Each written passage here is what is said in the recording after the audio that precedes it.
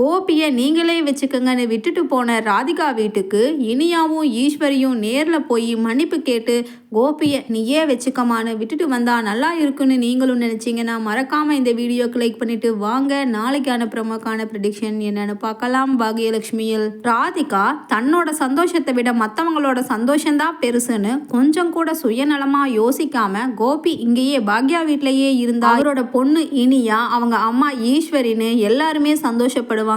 அதனால நம்ம இங்கிருந்து கிளம்பி போயிடலான்னு ஒரு கடினமான முடிவை எடுத்துட்டு அங்க போனதுக்கு அப்புறம் கோபி அப்படியே இடிஞ்சு போய் உட்கார்ந்துருக்காரு. அவர்கிட்ட இனியா அழுதுட்டே வந்து சொல்றாங்க, டேடி நாங்க பண்ணதுதான் தப்பு, பாவம் ராதிகா ஆன்ட்டி நாங்க பண்ணின டார்ச்சர்னால தான் இங்கிருந்து மயூரியை கூட்டிட்டு போயிட்டாங்க. எனக்கு ஆன்ட்டியை ரொம்ப பிடிச்சிருக்கு டேடி, அவங்கள இங்கேயே இருக்க சொல்லலாம் டேடி, சொல்லுங்க டேடி சொல்லுங்க டேடி அப்படின்னு சொல்லிட்டு கதறாங்க இனியா கோபி கிட்ட. அப்ப ஈஸ்வரி சொல்றாங்க, ஏய் இனியா உனக்கு என்ன பைத்தியமா, உன் அம்மா பாக்யா இங்கே குத்துக்கல் மாதிரி இருக்கா உனக்கு, அதை விட்டுட்டு ராதிகா ஆன்ட்டி தான் முக்கியம்னா என்ன அர்த்தம் அப்படின்னு சொல்லிட்டு திட்டுறாங்க ஈஸ்வரி. உடனே இனியா சொல்கிறாங்க, பாட்டி பேசாமல் இருங்க பாட்டி, அத்தனை பிரச்சனைக்கும் காரணம் நீங்கள் தான், நான் தான் சின்ன பொண்ணு தெரியாமல் என் டேடி எனக்கு தான் வேணும்னு சுயநலமாக யோசிச்சுட்டு அப்படி நடந்திருக்கலாம். ஆனால் நீங்கள் பெரியவங்க எனக்கும் சேர்ந்து புத்தி சொல்லணும்ல, அதை விட்டுட்டு நீங்களும் என்னை விட கீழ்த்தரமாக சின்ன பிள்ளை மாதிரி டேடியை இங்கேயே வச்சுக்கணும்னு சொல்லி அவங்க மனசை எவ்வளவு காயப்படுத்திட்டீங்க. ஆனால் ராதிகா ஆன்ட்டி உண்மையிலேயே ரொம்ப பெருந்தன்மையானவங்க, இல்லைன்னா எனக்கு வேண்டி என் டேடி இங்கேயே இருக்கட்டும்னு விட்டுட்டு போயிருப்பாங்களா? பாவம் மயூரியும் டேடி இல்லாமல் ரொம்ப அழுவா தானே, அதனால் டேடி இப்போவே வாங்க டேடி கிளம்பி போய் நம்ம மயூரியையும் ராதிகா ஆன்ட்டியையும் திரும்ப இங்கேயே கூட்டிகிட்டு வந்துடலாம் அப்படின்னு சொல்லிட்டு கோபி கிட்ட கையை பிடிச்சிட்டு அழுகிறாங்க இனியா.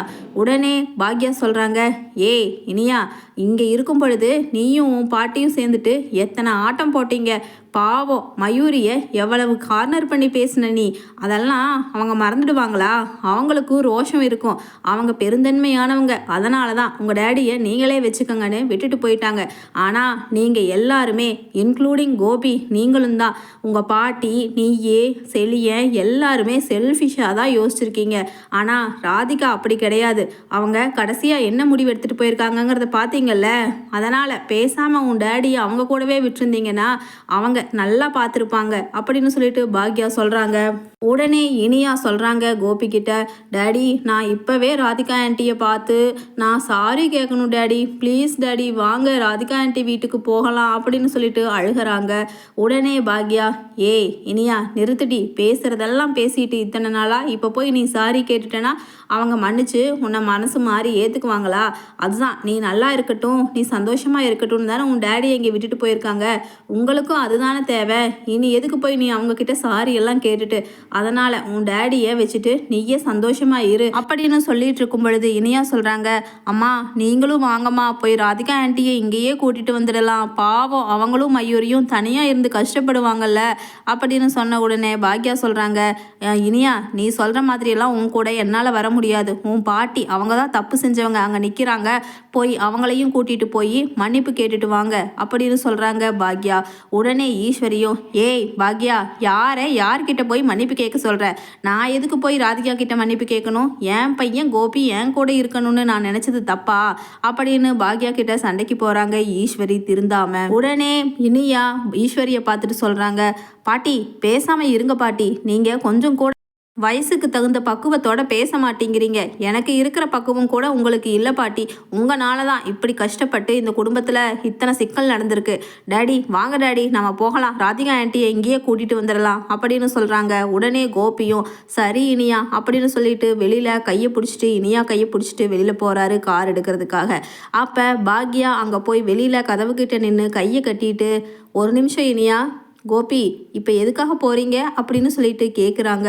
உடனே கோபியும், அதுதான் ராதிகாவை இங்கே கூட்டிகிட்டு வந்துடலான்னு இனியா ஆசைப்பட்றான், அதனால தான் அங்கே போய் ராதிகா வீட்டுக்கு போய் ராதிகாவையும் மயூரியையும் அழைச்சிட்டு வந்துடலான்னு போகலான்ட்டு இருக்கோம் பாக்யா அப்படின்னு கோபி சொல்கிறாரு. உடனே பாக்யா சொல்கிறாங்க, ஒரு நிமிஷம் கோபி, இது என் வீடு, என்னோட பெர்மிஷன் இல்லாமல் நீங்கள் பாட்டுக்கு ராதிகாவையும் மயூரியையும் கூட்டிகிட்டு வந்து இங்கே வைக்கணும்னா என்ன அர்த்தம் அப்படின்னு சொல்லிட்டு கேட்குறாங்க. அது மட்டும் இல்லை, இத்தனை நாளாக நீங்கள் வாடகைக்கு தானே எங்கள் வீட்டில் 10 நாளாக இருந்தீங்க, அதுக்கான வாடகை கொடுத்துட்டு தானே இருந்தீங்க.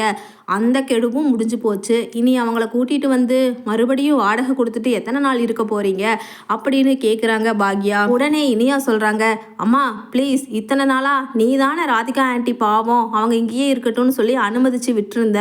அப்போது நாங்கள் எல்லாம் கூட அவங்கள வெளியில் போக சொன்னோம். இப்போ நீ என்னம்மா ஆப்போசிட்டாக பேசுகிற?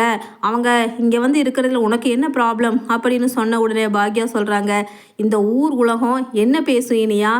ராதிகாவும் நானும் இங்கே ஒரே வீட்டில் இருந்தோன்னா அது கேவலமாக இருக்காது? அதை பற்றியெல்லாம் நீ யோசிக்க மாட்டியா அப்படின்னு சொன்ன உடனே ஈஸ்வரி வந்துடுறாங்க. அதுதான் இப்போ பாக்யா பேசுகிறாளே, இதுதான் கரெக்டு. இப்போ இருக்கிற மாதிரியே நம்ம குடும்பம் நாம் மட்டும் தனியாக இருந்துக்கலாம். அவள் பிள்ளையோட தனியாக போயிருக்கிறேன்னு சொல்லிட்டு போயிட்டால, திரும்பவும் அவளை போய் ஒன்றும் பார்க்க வேண்டாம். பாக்யா நீ சொல்கிறது தான் கரெக்டு அப்படின்னு ஈஸ்வரி சொன்ன உடனே பாக்யா சொல்கிறாங்க, அத்தை நான் என்ன சொல்ல வரேன்னு முழுசாக புரிஞ்சுக்காம நீங்கள் பாட்டுக்கு நீ சொல்கிறது தான் கரெக்டுன்னு சொல்ல வேண்டாம். நான் என்ன சொல்கிறேன்னா, இப்போ எல்லாருமே ஒன்றா போகலாம் சரியா? நீயும் வா, ராதிகா வீட்டுக்கு போய் அங்கே ராதிகாவை பார்த்துட்டு எல்லாருமே மன்னிப்பு கேளுங்க சரியா? நீயும் தான். அத்தை நீங்களும் தான் மன்னிப்பு கேட்கணும் ராதிகா கிட்ட.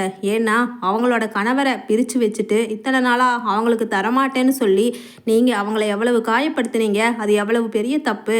அதனால் மன்னிப்பு கேட்டுட்டு அதுக்கப்புறம் நான் சொல்கிற முடிவை நீங்கள் கேட்குறேன்னு சொன்னீங்கன்னா நானும் வரேன் ராதிகா வீட்டுக்கு. இல்லைன்னா உங்கள் பையனை இங்கேருந்து வெளியில் போக சொல்லுங்கள் அப்படின்னு அதிரடியாக தன்னோட முடிவை சொல்கிறாங்க பாக்யா. சரி பாக்யா நானும் வர்றேன், ஆனால் ராதிகா கிட்ட மன்னிப்பு எல்லாம் கேட்கறதுக்கு எனக்கு கொஞ்சம் கூச்சமாக இருக்குது அப்படின்னு ஈஸ்வரி சொல்கிறாங்க. கூட செழியன்னு சொல்கிறாரு, ஆமாம்மா எனக்கு ஒன்றும் அவங்க இந்த வீட்டை விட்டு போனது பெரிய ஃபீலிங்ஸ் எல்லாம் இல்லை. என்ன நம்ம வீட்டில் வந்து 10 நாள் வாடகைக்கு இருந்தாங்க, இப்போ கிளம்பி போயிட்டாங்க. நானும் பாட்டி மாதிரி தான். இனியா வேணால் திடீர்னு திருந்தி இருக்கலாம், ஆனால் எனக்கு அவங்கள திரும்ப இங்கே அழைச்சிட்டு வந்து நம்ம வீட்டில் வைக்கிறது சுத்தமாக பிடிக்கல. ஏன் பாட்டி அப்படின்னு சொன்ன உடனே, ஆமாம் சரியா நீ சொல்கிறது தான் கரெக்ட். அம்மா பழைய குருடி கதவை திரடிங்கிற மாதிரி திரும்ப திரும்ப உங்கள் அப்பாவையும் ராதிகாவையும் ஒன்னாவே தான் வாழ வைக்கிறதுக்கு பார்க்குறா. அதுவும் மெயினாக கோபி இங்கே இருக்கிறது உங்கள் அம்மாவுக்கு என்னமோ தலை மேலே செமந்துட்டு இருக்கிற மாதிரி இருக்குது. கோபியை வெளியில் பிடிச்சி தள்ளணும்னு தான் இப்படியெல்லாம் பிளான் போட்டு அங்கே ராதிகா வீட்டுக்கு நம்மளை எல்லாத்தையும் அழைச்சிட்டு போகிறா. அங்கே போய் நம்ம எல்லாத்தையும் மன்னிப்பு கேட்க வச்சுட்டு அதுக்கப்புறம் கோபியை அங்கேயே இருக்க சொல்லிட்டு வரலான்னு உங்கள் அம்மா பாக்யா நினைக்கிறா அப்படின்னு சொன்ன உடனே பாக்யா சொல்கிறாங்க, அதுதானே அத்தை முறை, ஏன் நீங்கள் புரிஞ்சுக்கவே மாட்டேங்கிறீங்க? இப்போ கணவன் மனைவியை பிரித்த பாவம் உங்களுக்கு எதுக்கு? உங்களுக்கு தான் பார்த்துக்கிறதுக்கு நான் இருக்கேனே. இத்தனை நாளாக நான் தானே உங்களை குழந்தைங்களை எல்லாத்தையும் பார்த்தேன்.